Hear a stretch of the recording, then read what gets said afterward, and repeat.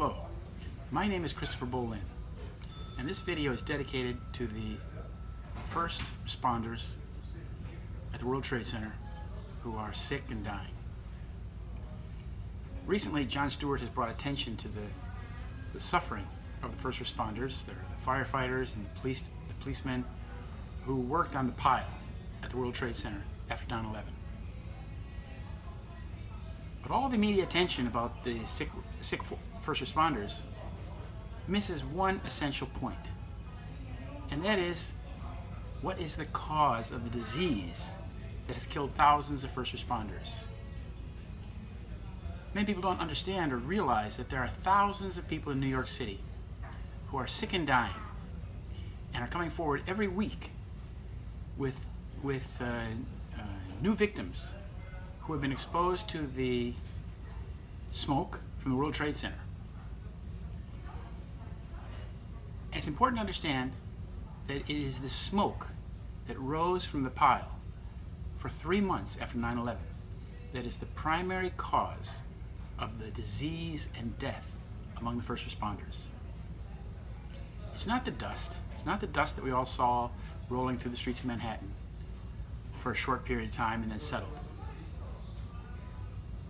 The toxic contamination, the primary cause of the sickness, is the smoke that rose from the pile from day one until the fires, the so-called fires, were put out around Christmas of 2001. Now, this is a very important subject because it first of all, it explains the cause of the sickness among the firefighters and the first responders, and secondly, it destroys the official myth of what caused the towers to collapse on 9/11. And the smoke is the primary cause, but what was in the smoke is what caused the illness. And this is a little bit complicated, but it's very easy to understand once you understand the terms. The smoke that rose from the pile from the World Trade Center was analyzed by a group from California called the UC Davis Delta Group, which put a monitor on top of a roof about a few blocks away from the World Trade Center. And when the smoke went through the monitor, the Delta monitor, it was able to record the nature of the smoke and the size of the particles in the smoke. And what it found was that there was an unprecedented number of nanoparticles. What are nanoparticles? Nanoparticles are particles in the smoke of metals and iron and whatever that are extremely small. A nanoparticle is smaller than 1/10 of a micron in diameter.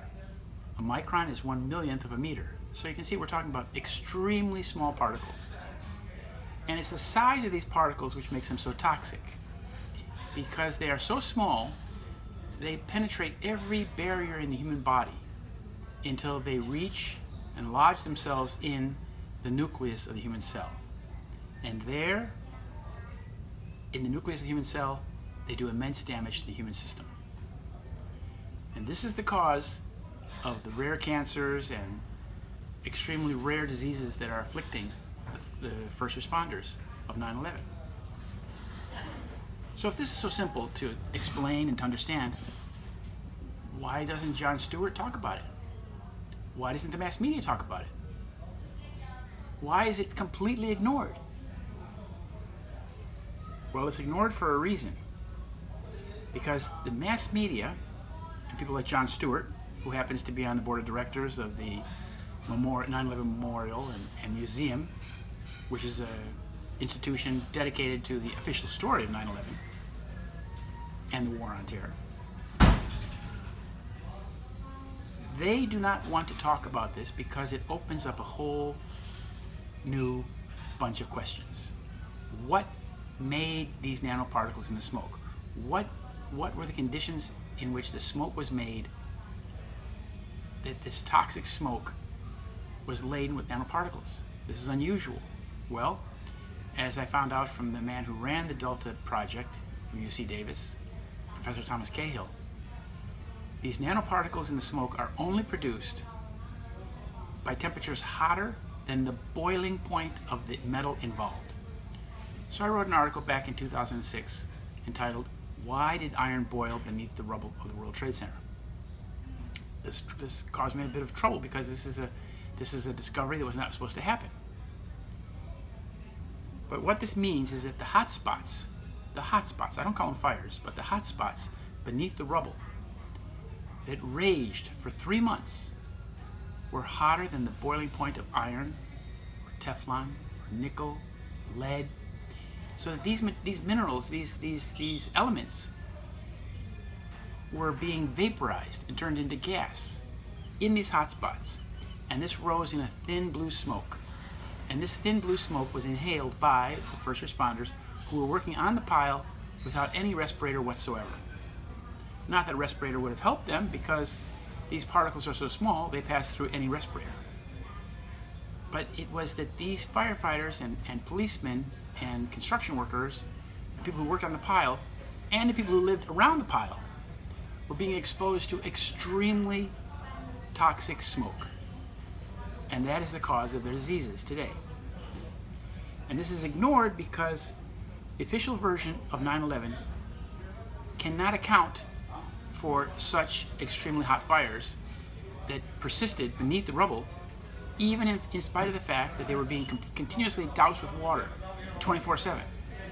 So what kind of fire can go on for months with no oxygen around it and with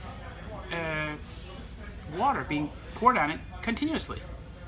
Well, this is a chemical reaction, and it probably was a thermite reaction that has its own oxygen, so it doesn't require exposure to the air. But because these nanoparticles in the smoke are the cause of the sicknesses of the firefighters and the policemen, and because it indicates that there were hot spots hotter than the temperature of boiling iron, this is completely ignored by people like Jon Stewart and the media.